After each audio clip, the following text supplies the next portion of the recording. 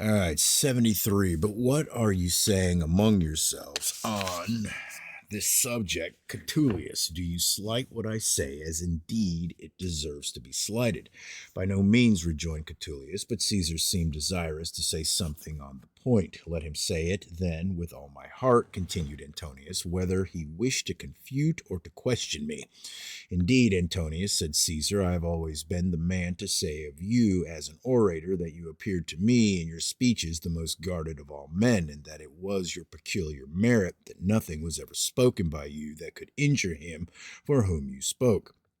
And I well remember that on entering into a conversation with Crassius here concerning you in the hearing of a large company, and Crassius having largely extolled your eloquence, I said that among your other merits this was even the principal, that you not only said all that ought to be said, but also never said anything that ought not to be said.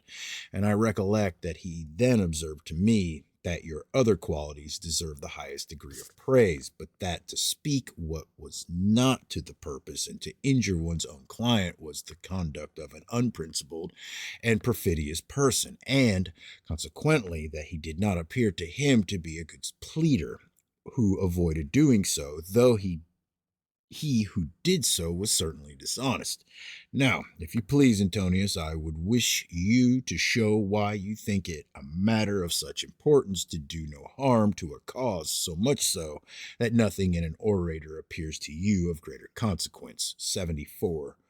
I will readily tell you, Caesar, replied Antonius, what I mean, but do you and all who are here remember this, that I am not speaking of the divine power of the complete orator, but of my own humble efforts and practice.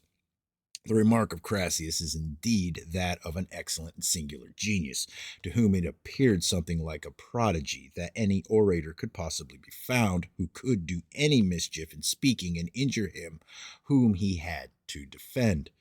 For he judges for himself, as his force of intellect is such that he thinks no man speaks what makes against himself unless on purpose. But I am not alluding to any superminent and illustrious power, but to common and almost universal sense. Among the Greeks, Themistocles, the Athenian, is reported to have possessed an incredible compass of understanding and genius, and a certain person of learning and singular accomplishments is said to have gone to him and offered to teach him the art of memory, an art then first made public.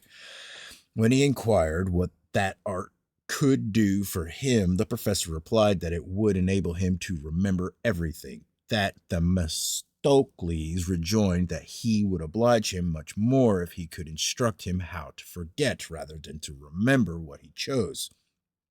Do you conceive what force and vigor of genius, how powerful and extensive a capacity there was in the great man, who answered in such a manner that we may understand that nothing which had once entered his mind could ever slip out of it, and to whom it was much more desirable to be enabled to forget what he did not wish to remember than to remember whatever he had once heard or seen.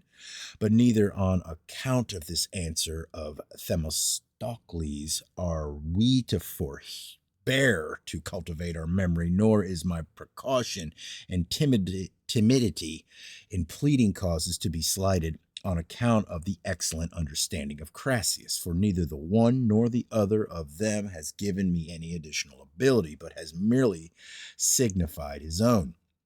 There are numbers of points and causes that call for circumspection in every part of your speech, that you may not stumble, that you may not fall over anything.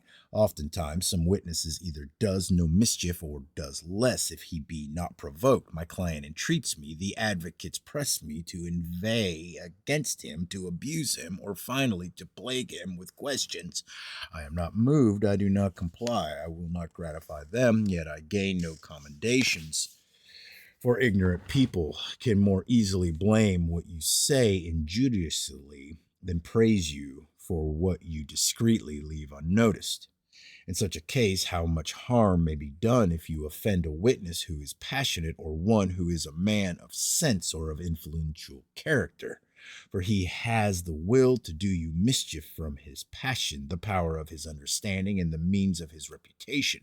Nor if Crassus never commits this offense, is that a reason that many are not guilty of it, and often on which account nothing ever appears to me more ignoramus than when from any observation or reply or question of a pleader's such remarks as they follow. He has ruined whom? His adversary? No, truly, but himself and his client.